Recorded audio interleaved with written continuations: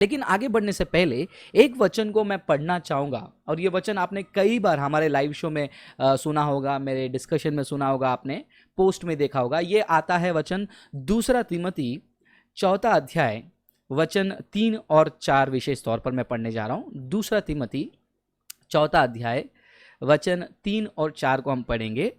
वचन ये लिखा है, मैं यह इसलिए बता रहा हूँ कि एक समय ऐसा आएगा जब लोग उत्तम उपदेश को सुनना तक नहीं चाहेंगे, वे अपनी इच्छाओं के अनुकूल अपने लिए बहुत से गुरु इकट्ठे कर लेंगे, जो वही सुनाएंगे जो वे सुनना चाहते हैं। ध्यान से सुनिएगा, अपनी इच्छाओं के अनुकूल अपने लिए बहुत से गुरु इकट्ठे कर लेंगे, जो वही सुनाएंगे जो वे सुनना चाहते हैं। वे अपने कानों को सत्य से फेर लेंगे और कल्पित कथाओं पर ध्यान देने लगेंगे। सो मेरे प्रिय भाई बहनों, आपको अंदाजा हो गया होगा कि फिलहाल मैं किसके बारे में बात कर रहा हूं। जी हाँ, मैं झूठे प्रचारकों के बारे में बात कर रहा हूं। अब ये झूठे प्रचारक क्यों सक्सेसफुल होते हैं, झूठे प्रचारकों के पास क्यों बड़ी तादाद में लोग जाते हैं, ये सवाल का जवाब बहुत ही सिंपल है मेरे प्रिय भाई बहनों। सो ये एक सवाल जो है काफ़ी सारे लोगों के अंदर होता है कि ये झूठे प्रचारक क्यों इतने सक्सेसफुल होते हैं, वहाँ पर ज़्यादा से ज़्यादा लोग क्यों जाते हैं। तो उसका जवाब मेरे प्रिय भाई बहनों वचन में लिखा है। झूठे प्रचारकों के पास इसीलिए लोग जाते हैं, इसीलिए उनकी बड़ी बड़ी सभा लगती है। तो वहाँ पर वचन लिखा है, अपनी इच्छाओं के अनुकूल अपने लिए बहुत से गुरु इकट्ठे कर लेंगे। तो ये वो विश्वासियों का लक्षण है जो अपने इच्छाओं के अनुकूल अपने लिए गुरु इकट्ठा करेंगे। मतलब वो ऐसे ही सेवक को पसंद करेंगे, वैसे ही प्रचारक को पसंद करेंगे जो उनके इच्छा को, यानी कि वो विश्वासी के इच्छा के हिसाब से हो। और दूसरी बात, जो वही सुनाएंगे, वो प्रचारक वही सुनाएंगे जो ये लोग सुनना चाहते हैं। तो ये जो विशेष लक्षण है, ऐसे विश्वासियों के वजह से ये जो मेगा चर्चेस हैं या बड़े बड़े मिनिस्ट्रीज हैं, जैसे कि अंकुर नरूला हो गया, बजिंदर हो गया, वो रमन हंस कौन से आजकल, और ये करुणा सदन वगैरह जो आजकल बहुत फेमस हो रहा है, भारी भीड़ में लोग वहां पर जा रहे हैं। क्यों? क्योंकि लोग जो हैं वही सुनना चाहते हैं उन प्रचारकों के मुंह से, और जब वैसे प्रचार मिलती है तो लोग वहां पर जाने लग जाते हैं। तो एक वीडियो जो है मैं आपको प्ले करना चाहता हूं, जरा देखिए, जिसमें आप खुद अंदाजा लगा सकते हैं ये वचन की परिपूर्णता जो है, वचन का जो फुलफिलमेंट है वो हो रहा है। क्या है, मैं फिर से पढ़ना चाहता हूं, जो वही सुनाएंगे जो वे सुनना चाहते हैं। जरा इस वीडियो को देखिए। Just worship him right now. उसकी आराधना कीजिए। I hear a name called Marigold, Marigold, Marigold. Marigold, Marigold ऐसा नाम सुन रहे I don't हैं। know if it's the name of a building, a name of a place. Marigold, God is touching you right now. पता नहीं है किसी इमारत का या फिर किसी जगह का नाम है, परमेश्वर आपको छू रहा है। Pastor, there was a word of knowledge regarding Marigold. This sister's building name is Marigold. एक नाम आया था, ज्ञान का वचन आया था मैरीगोल्ड नाम से। Marigold.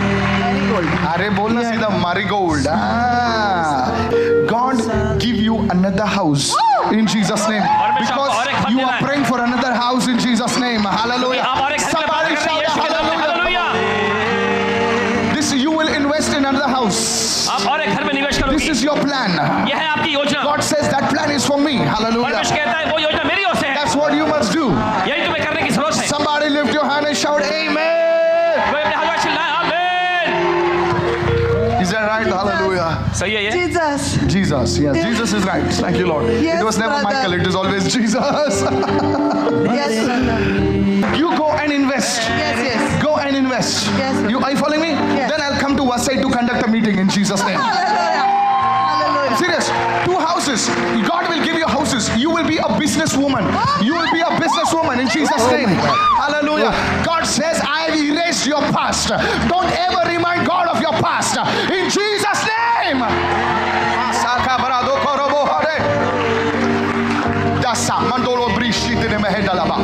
Can I go deeper? Thank you. Okay so मेरे प्रिय भाई बहनों, क्या आपको ये वचन का संपूर्णता यानी कि फुलफिलमेंट दिखाई दे रही है? ये अपने लिए जो है, अपनी इच्छा के अनुकूल अपने लिए बहुत सारे गुरु इकट्ठे कर लेंगे जो वही सुनाएंगे जो वो सुनना चाहते हैं। और हाँ मेरे प्रिय भाई बहनों, ये आप अंतिम दिनों में जी रहे हैं। अब लोग हमेशा यही सवाल पूछते हैं कि फ्रांसिस भाई आपको और कोई काम धंधा है या नहीं, बस आप यही करोगे। मेरे प्रिय भाई बहनों, जैसे प्रेरित पौल ने सफाई से अपने वचनों में, अपने लेटर्स में क्लियरली झूठे प्रचारकों का विरोध किया है। तिमोथी के लेटर्स में भी हम पढ़ सकते हैं, rightly dividing of the word जो काम है वो आज कलीसियां भूल चुकी हैं। कलीसिया जो है इन चीज़ों से बाहर जा चुकी हैं। शुरुआत की कलीसिया को देखिए, शुरुआत की कलीसिया क्या चाहती थी, शुरुआत की कलीसिया उनका डिमांड्स क्या था, शुरुआत की कलीसिया किस प्रकार बिहेव करती थी, लेकिन आज की कलीसिया किस प्रकार बिहेव कर रही है, ये आप लोग सीधे सीधे अपने आंखों से देख रहे हैं। और ये सारे वही लोग हैं जिनको जो अच्छा लगा वहां पर सुनने जाते हैं। They don't go to the church, they go to the motivation centre. They don't go to the church, they go to a place where you get goosebumps. ऐसे गूज बम आने जैसा जो है जगह में जहां पर प्रचार मिलता है वहां पर लोग जाते हैं। अब ऐसे कलीसियाओं के लिए हम क्या कर सकते हैं? नंबर 1, ऐसे कलीसियाओं के लिए हम प्रार्थना कर सकते हैं। नंबर 2, ऐसे विश्वासियों को अगर आप जानते हैं उनको मिलिए और उनसे बात कीजिए और उनको वचन समझाने की कोशिश कीजिए। तीसरा, ऐसे झूठे प्रचारकों को एक्सपोज करना बहुत ज़रूरी है, क्योंकि जब तक कलीसिया को लोमड़ी कहाँ है ये बताया नहीं जाएगा तब तक वो लोमड़ी जो है मेमने के रूप में आएगा और धीरे से बाकी सारे लोमड़ियों को घात करके चला जाएगा। और यही जो है ग्लोरी अपॉलोजेटिक्स टीम कर रही है। और इसके लिए चाहे लोग हमको गाली दे, हमको क्या कुछ बोले, कोई फर्क नहीं पड़ता, बिकॉज वचन कहता है कि तुम मेरे नाम के खातिर जो है नफरत किए जाओगे, और उस नफरत को जो है हम प्यार से स्वीकार करेंगे। जब हम क्रूस को देखते हैं और पौलुस की जिंदगी को देखते हैं, ये तो कुछ भी नहीं लगता है। तो मैं अपने भाई बहनों को जो वीडियो को देख रहे हैं उनको सावधान रहने के लिए कहूंगा। ऐसे झूठे शिक्षक सिर्फ भारत के एक कोने में नहीं बल्कि फैले हुए हैं। और इतना ही नहीं, ये झूठे प्रचारक अपने विश्वासियों को डरा के रखते हैं कि ऐसे ग्लोरी अपॉलोजेटिक्स जैसे चैनल्स को मत देखो क्योंकि तुम भटक जाओगे, क्योंकि उनको पता चल रहा है कि उनका धंधा चौपट किया जा रहा है, उनका जो बिजनेस प्लान है उसको एक्सपोज किया जा रहा है। सो प्रिय भाई बहनों, सावधान रहने का घड़ी आ चुका है। झूठे विश्वासी बढ़ रहे हैं क्योंकि उनका विश्वास जो है खुदा पे नहीं, उनका विश्वास जो है आशीषों पे है, उनका विश्वास चंगाई पे है, उनका विश्वास ऐसे चीज़ों पे है जिस पे परमेश्वर का कोई लेना देना नहीं। और ऐसे कलीसियाओं में जो है सोरठ प्रोफेसी बहुत होती है। सोरठ प्रोफेसी, लोग सोचते होंगे कि ये वर्ड मैंने पहली बार सुना है। सोरठ यानी तुक्का प्रोफेसी। सोरठ प्रोफेसी को मैं थोड़ा सा हाईलाइट करूंगा, फिर आगे मैं कमेंट्स की ओर जाऊंगा। सोरठ प्रोफेसी का मतलब क्या होता है, कई बार मैंने एक्सप्लेन किया है। जब मैं छोटा था तब दुकानों में जो है एक बहुत बड़ा पेपर लटकाते थे और उसमें बहुत सारे खिलौने लगाते थे, नंबर 1 2 3 4, और उसके नीचे एक छोटा सा पैकेट होता था स्क्रैच करने के लिए। मतलब वो उसको 50 पैसा देकर हम वो स्क्रैच कार्ड लेते थे, फिर उसको स्क्रैच करते थे और जो नंबर आया वहां पर वो गिफ्ट मुझे मिलता था। बच्चों को इसको सोरठ कहते हैं, लकी ड्रॉ कहते हैं।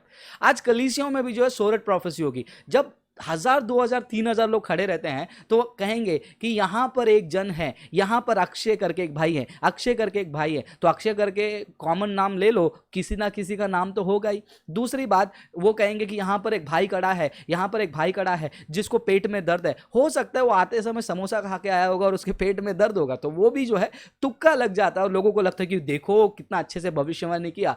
आज लोग जो हैं सही और गलत का अंतर पहचान लेते हैं। मेरे भाई बहनों, लोग सही और गलत का अंतर पहचान लेते हैं, लेकिन कहाँ चूक जाते हैं?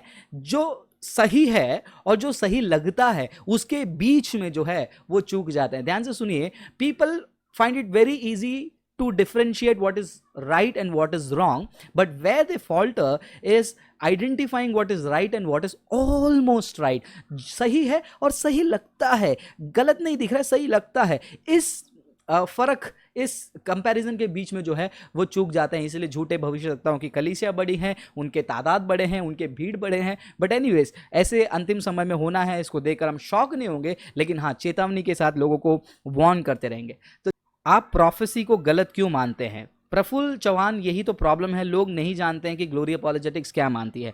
हमने कहाँ पर कहा था कि हम प्रोफेसी को गलत मानते हैं? हम प्रोफेसी को गलत नहीं मानते। देखिए, प्रोफेसी कैसी होनी चाहिए? प्रोफेसी, अगर आप पुराने नियम में जाते हैं, बाइबल में जाते हैं, प्रोफेसी जो है स्पेसिफिकली, यहाँ पुराने नियम में ऐसे प्रॉफिट्स नहीं थे, ऐसे नबी नहीं थे जहाँ पर वो कहते थे कि एक देश है, एक देश है, उस देश को परमेश्वर नाश करने वाला है, मन फिराओ। ऐसा नहीं था। जब दाऊद के लिए भविष्यवाणी थी तब परमेश्वर जो है स्पेसिफिक भविष्यवक्ता को भेजते थे उनके पास। जब हेजेकिया राजा के लिए भविष्यवाणी थी, हेजेकिया राजा के पास भेजा गया। निनिवे के लिए जब भविष्यवाणी थी, निनिवे के लिए एक भविष्यवक्ता भेजा गया था। जब भी परमेश्वर के बच्चों के साथ परमेश्वर बात करना चाहते थे, भविष्यवाणी से बात करते थे, लेकिन वो भविष्यवाणी स्पेसिफिक होती थी। ऐसा गूगली नहीं होता था, ऐसा सोरठ और तुक्का नहीं होता था जो आज कलीसिया में देख रहे हैं। यहां पर एक बहन है, मैं देख रहा हूं, मैं वो क्या है, वो जगह का नाम है मैरीगोल्ड या फिर इंसान का नाम है, मुझे नहीं पता। इसको बोलते हैं तुक्का मारना, इसको बोलते हैं गैस मारना। तो ऐसे प्रोफेसी के खिलाफ हम हैं, क्योंकि वो प्रोफेसी बिब्लिकल नहीं है। बिब्लिकल प्रोफेसी प्रिसाइज और स्पेसिफिक होती है, उसमें मुझे लगता है, आई एम नॉट श्योर, वैसे वाली नहीं होती है। सो आपको पहचानना है कौन सा आत्मा परमेश्वर की ओर से है और कौन सा आत्मा परमेश्वर की ओर से नहीं है। अगर आप इस टॉपिक पे और गहराई से जानना चाहते हैं तो जाइए हमारा लास्ट वीक का वीडियो देखिए, face to face with Francis, जो ब्रदर राजकुमार रिचर्ड के साथ हमने इसी टॉपिक पे बात किया। उस वीडियो को जाकर आप देखिए तो थोड़ा सा आपको अंडरस्टैंडिंग मिलेगा।